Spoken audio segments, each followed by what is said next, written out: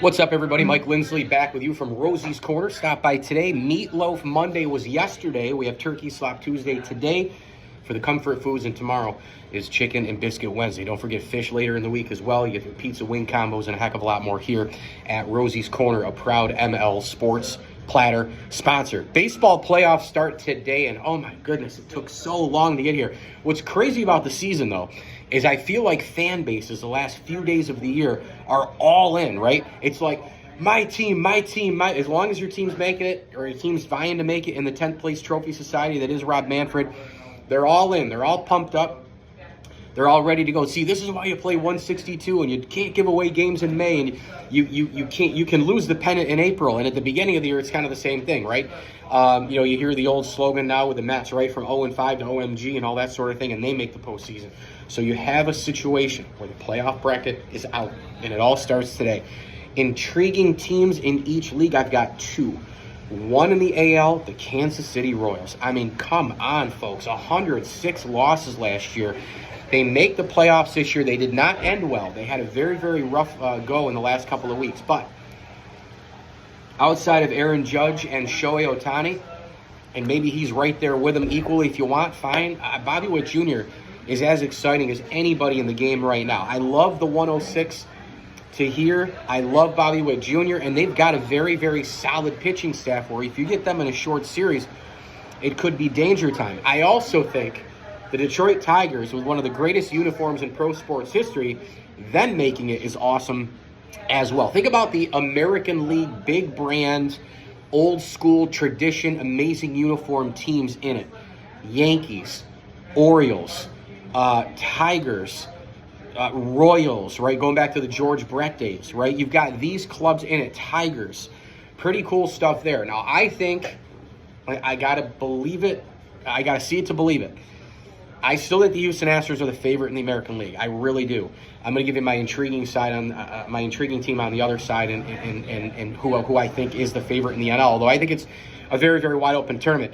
I thought going into the postseason that every single team could win it all, unless Minnesota arrived. Right now, I think every team can go to the World Series and win the World Series because every team has a flaw or two that is so I think maximized that it could cost them a title. You've got other teams that have just young clubs like, we're just here, and I know they'll never say this, but really, as a franchise and fans, how can you not say, like, anything the Royals do is gravy now? I mean, come on. Who had the Royals? The Tigers were dead at the trade deadline. That's why they traded two huge pieces of their team. They rally and make the playoffs. Anything they really do is great. They're never going to say it out loud, but let's be honest right now, right? We know the Milwaukee Brewers' history. They've never won a World Series, and that's the team I'm picking in the National League for my most intriguing. This club made the World Series in '82. This is a really sound, great franchise that wins every year. They roll out of bed and win games. They roll out of bed and win division titles. They roll out of bed and lose players like a Corbin Burns in a trade, a Christian Yelich with an injury, CC Sabathia to free agency. They lose all kinds of players, and they just keep humming, and they keep humming, and they keep humming. I love Contreras. I love Adames. Speaking of great uniforms, that glove logo is one of the greatest logos you've ever seen. I think the favorite still is the Philadelphia Phillies. Now, I don't know if they're the best team. Can't really go to superlatives here with that. But I felt this way at the beginning of the year. Going into that Yankee series where they got swept, I thought they were the best team because I thought they were the most complete team. But Suarez does not look as good the last month or two. The hitting has become a roller coaster ride. You wonder if they hit the reset button here now, and it's okay. Let's get Trey Turner and Schwarber and Harper and all these guys, Castellanos and Realmuth, get all these guys together on the same page. That bullpen had some bad outings as well. You know how I roll. I've been saying this for, 30 years. Starting pitching, ace, pitching depth, bullpen, and timely hitting. That's how you win a World Series. I still think the Philadelphia Phillies have the best version of a team when you take all of those things at the highest of each group in the entire postseason. For example, the Braves, all the injuries, a little bit weaker in the lineup, a little bit weaker in the pitching staff. They'll still get it done. If they make the World Series, I'm not going to be surprised. The Mets, and baseball is better when the Mets are in the postseason. They make the playoff. They're back a little bit compared to the Phillies in terms of overall roster construction, bullpen, etc. But if they make the World Series, I'm not going to be surprised because they have Frankie Lindor carrying them.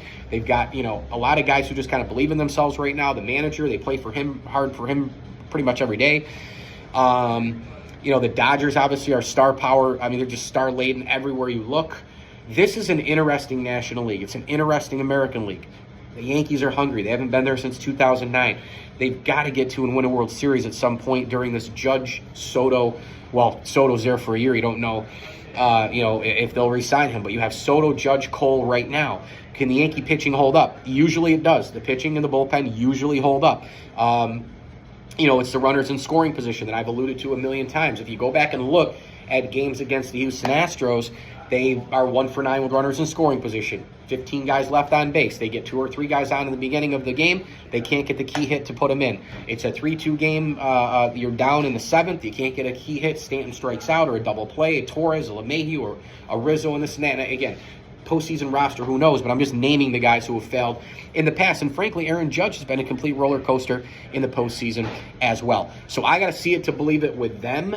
Runners in scoring position, where are you, Stanton? Where are you, Cabrera? Where are you, Aaron Judge? Where are you, New York Yankees? Anthony Volpe is going to get a shot at the postseason this year. Let's see what he can possibly deliver as well. Juan Soto makes me feel better than I've ever felt about a Yankee team the last 10 or 12 years because he's delivered it. He's not afraid of the big stage. Go back and look at the Nationals World Series win in 2019. You have all sorts of teams that are also sprinkled in wild card clubs. If they get hot, look out. This postseason, I don't like the extra wild cards. I think it's way, way too much. But fan bases, I do understand the positivity of it. It keeps more fan bases in it. It's a revenue generator.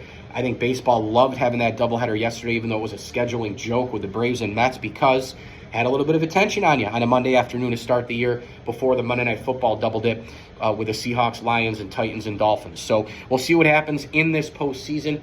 I am going to pick the Philadelphia Phillies and the Houston Astros in the World Series, and I'm picking the Phillies to go all the way. I think they hit a button. I think they figured it out. It's going to be back-end rotation for me, middle relief, and the offense collectively. Can they get back to that juggernaut? If those things come together like a postseason club can, like a World Series winner can, I'm going Phils in this one. Mike Lindsley with you here. It's an ML Sports Take from Rosie's Corner. I can smell it. I'm doing the video. I can barely concentrate. The Turkey Slop Tuesday is out for the debut here on October 1st. Comfort foods are back. Meatloaf Monday yesterday. Turkey today. You got your chicken and biscuit Wednesday. Heck, I'll probably be back tomorrow too. And then you have your fish later in the week. Pizza wing combos available all week long. The wings here are unreal.